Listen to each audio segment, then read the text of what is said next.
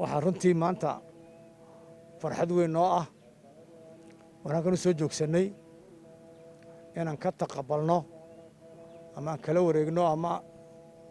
ka guddoonno shirkadda Telesom oo runtii shirkadaha ugu waaweyn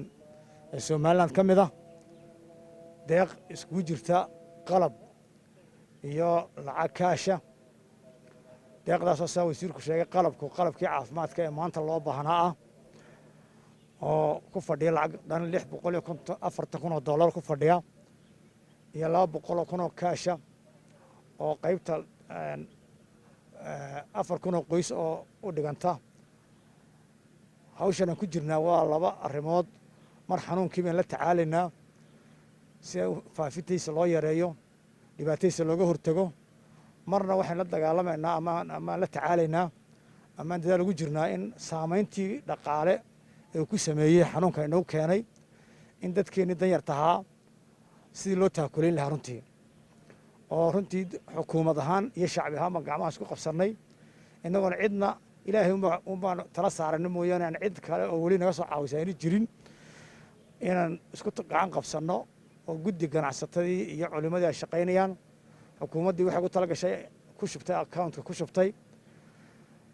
waxaan ka deeqdii koowaad ee lacag lamsamo oo buuran ah oo isku jirta qalab iyo lacag baan ka guddoonnay maanta shirkadda Telesom runtii aad iyo aad baan runtii ugu mahadnaqaynaa ilaahay waxaan ugu rajaynayaa in miisaanka xasanaadka ugu daro waxa kale oo ummadda reer Soomaaliland dadweynaha faraya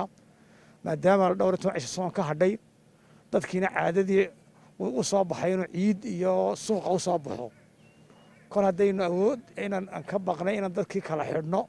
oo dhibaato kale dhaqaale ay keenayso waxaan ka codsanaynaa ama aan faraynaa ummadda reer Soomaaliland ka wax iibinaya iyo dadka wax iibsanaya inay inta wax xidhnaadaan waxyaabaha la iska ilaalinayo xanuunka la iska ilaalinayo qofku ka wax iibiyaashuna inay wada xidhnaadaan afsan xidhka inay xidhnaadaan bahalaha gacmaha waa inay xidhnaadaan qofka suuqa tegaya caruurta iyo reerka dhan caruurta iyo kaxaynaya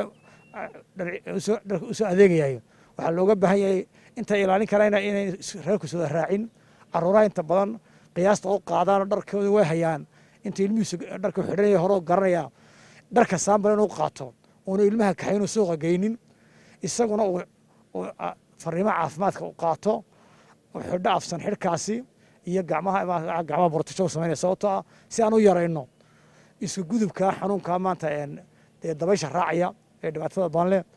aad iyo aad waxaan leenahay ummadda reer Soomaaliya ha u taxadirto intaa mikrafoon hadlaya idaacad ba hadlaysa telefishin ba hadlaysa aad talooyinka caafimaadka waxaan amraynaa in la qaato oo aad loogu dhaganuglaado sababtoo ah waa naftiina badbaadadeeda iyo nafeena dhammaan badbaadadeeda asalaamu calaykum waraxmatullahi wabarakaatu dii ballaarnayd ee shirkadda Telesom ay ku wareejinaysa guddiga ka hortagga iyo diyaargarowga COVID-19 deeqdaas oo ka kooban guud ahaan 840,000 640 waa in kind 200 waa kaash weeyaan waxaan jecelahay inaad iga guddoontid madaxweyne